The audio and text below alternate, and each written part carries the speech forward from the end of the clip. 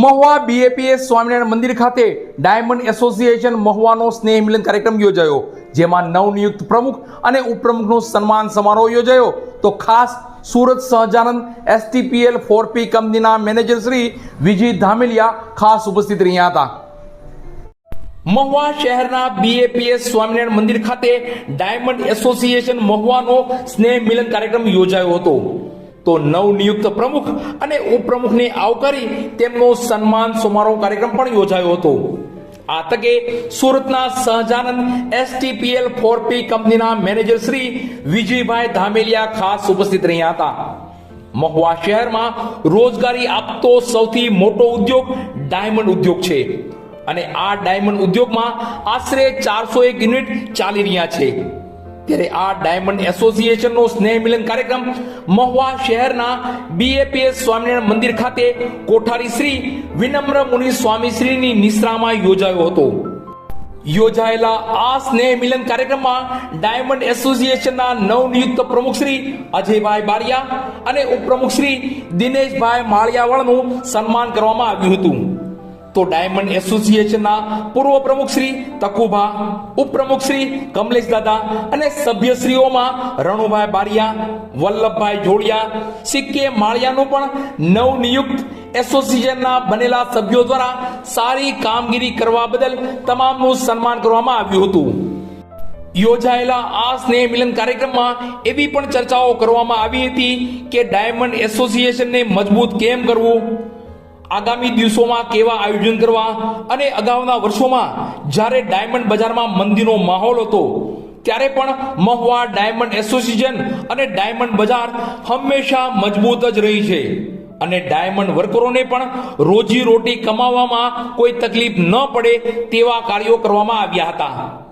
તો આગલા વર્ષોમાં કેવા આયોજન કરવા તેની પણ ચર્ચાઓ કરવામાં આવી હતી.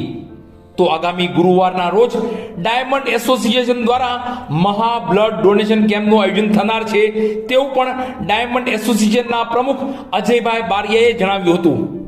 ભેગા થયા છે કે આપણે બધા બહુ ટાઈમથી વિચારતા હતા બધા ભેગા થઈ. બાકી ભરતભાઈ કારખાના મીટિંગ બોલાવી ત્યારે 2-5 જણા 25 જણા આવે કે હાલો નહીં તો બતાવી દે બધા. પણ આજે નમસ્કાર ભાલા હીરા ઉદ્યોગના સાહસિકો,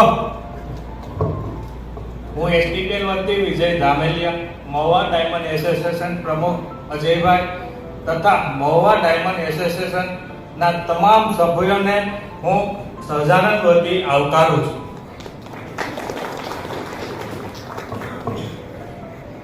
મહુવાની આ શાંતિપ્રિય અને દેશ ભાવનાવાળી જનતાનો એસટીપીએલ વતી આભાર વ્યક્ત કરું એટલો ઓછો છે. મને યાદ છે સાલ 2018-19 માં જ્યારે સૌપ્રથમ વખત અમે મહુવાની અંદર આવ્યા ત્યારે તમારો પ્રેમ અને સપોર્ટ જે અમને મળ્યો છે એ એક અલગ અકલ્પનીય પણ હતો. તરીકે આપ જેવા વિશ્વાસુ ગ્રાહક મિત્રોનો યોગદાન આપી રહ્યા છે.